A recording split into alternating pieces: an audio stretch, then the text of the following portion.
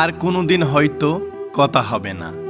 হয়তো তুমি হেঁটে যাবে একরাশ রোদ পেরিয়ে, আর আমি দাঁড়িয়ে থাকবো ছায়ায়। আমরা চোখে চোখ রাখবো না, রাখার দরকারও হবে না, কারণ চোখ তো অনেক আগে থেকেই সব বলে ফেলেছে। ভালোবাসি এই শব্দটা আর বলা হবে না। তোমার নামের পাশে একদিন আমি ছিলাম, এখন শুধু এক ফোঁটা নিঃশ্বাস যা সন্ধ্যার বাতাসের সাথে হারিয়ে যায়। তুমি হয়তো অন্য কারো গল্পে নিজেকে খুঁজে নেবে, আর আমি তোমাকে হারিয়ে নিজেকে খুঁজে নেব।